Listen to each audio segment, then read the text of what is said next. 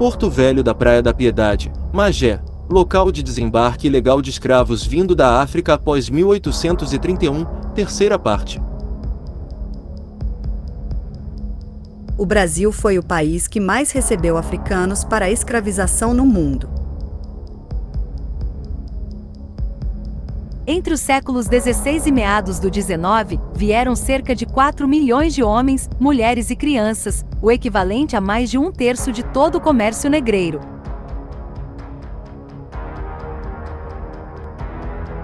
O Rio de Janeiro foi o maior porto de entrada de escravos do Brasil no século XIX, recebendo cerca de 50% dos 2 milhões de cativos que entraram no país durante esse período.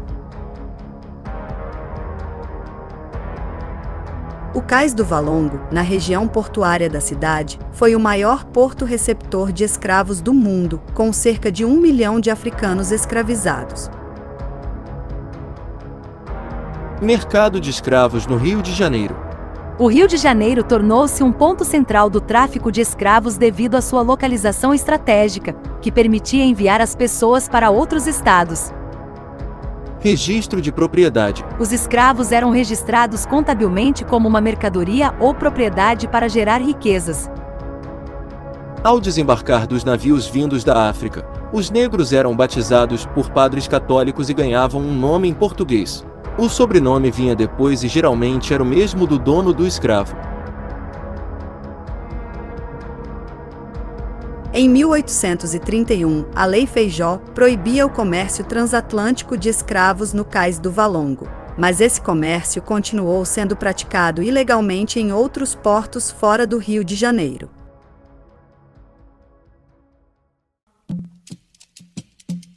O tráfico negreiro continuou acontecendo de 1831 até 1850.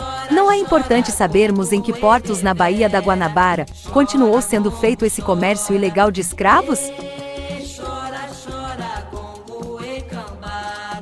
Historiadores falam do Cais do Valongo como entrada de africanos no Rio de Janeiro. Mas depois da Lei Feijó de 1831, só voltam a mencioná-lo em 1843, quando foi transformado no Cais da Imperatriz.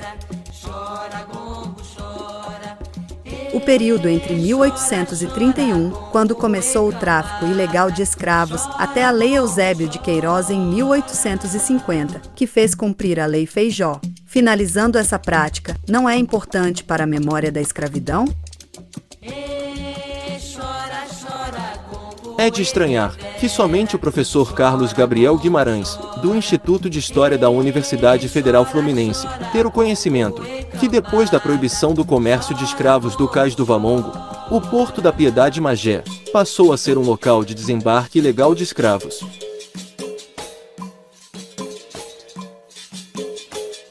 Publicado no jornal Correio da Manhã, de 7 de dezembro de 1932. A Vila de Magé, desde o Primeiro Império, possuía nada menos de 98 fazendas riquíssimas, onde a atividade agrícola era para essa época formidável, sendo a sua especialidade a fabricação de açúcar, aguardente, farinha de mandioca e também a cultura do café, pois foi de Magé que levaram as sementes dessa rubiácea para fazer a riqueza paulista.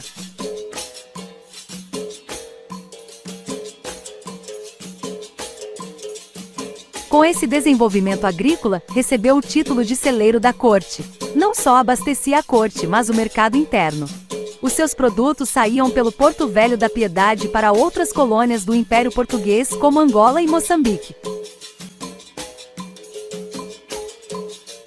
No meado do século XVIII, a Vila de Magé possuía 13.613 habitantes, sendo 6.683 livres e 6.930 escravos. A Vila de Magé foi uma das mais populosas do território fluminense, se comparada a outras vilas da capitania do Rio de Janeiro, como Angra dos Reis, 9.053 habitantes, e de Campos dos Goitacazes, 6.429 habitantes. Agora sabemos por que escolheram o Porto Velho da Piedade Magé para substituir o Cais do Valongo no comércio de escravos. O professor Carlos Gabriel Guimarães falou que o Porto da Piedade passou a ser um local de desembarque ilegal de escravos. Só encontramos o professor Carlos Gabriel Guimarães, dizendo que o Porto da Piedade passou a ser um local de desembarque ilegal de escravos. Como a Lei Feijó não proibiu esse desembarque ilegal em Magé?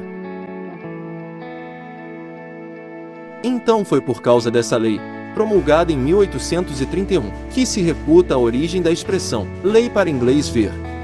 Exato. Em 1831, quando foi assinada a Lei Feijó, a economia brasileira já estava voltada para a agricultura de exportação e tinha como principal produto o café. Café, base da economia do Segundo Reinado. Com o cumprimento da Lei Feijó de 1831, levaria a economia do Brasil Império a desmoronar. Em 18 de agosto de 1831, Feijó criou a Guarda Nacional para defender a Constituição, a liberdade, independência e integridade do Império, para manter a obediência e a tranquilidade pública e auxiliar o exército de linha na defesa. Será que a criação da Guarda Nacional pelo ministro da Justiça Diogo Antônio Feijó, em 18 de agosto de 1831, cumprirá a Lei Feijó, de sua autoria, proibindo o desembarque ilegal de escravos no Porto Velho da Piedade da Vila de Magé? Nesse mesmo tempo, foi criada a Guarda Nacional na Vila de Magé, cujo comandante era Guilherme Pinto de Magalhães. Magé já teve Guarda Nacional? Vou te mostrar que o batalhão da Guarda Nacional da Vila de Magé foi um dos melhores do Brasil Império. Alguém conhece esse personagem que foi muito importante para o Segundo Reinado? Seu nome é Luiz Alves de Lima e Silva, nascido em 25 de agosto de 1803, no Arraial da Estrela, pertencente à freguesia de Inhomirim da Vila de Magé. Algumas revoltas foram iniciadas no período da Regência Trina, e Francisco de Lima e Silva, pai de Luiz Alves de Lima e Silva, fazia parte como regente. Mais adiante, em 1842, a Guarda Nacional Magiense brilhará no cenário nacional. O magiense Barão de Caxias convocou o batalhão da Guarda de Magé para lutar contra os conjurados que defendiam a independência de Minas Gerais. Soldados representando a Guarda Nacional de Magé. A Batalha de Santa Luzia, Minas Gerais, 1842.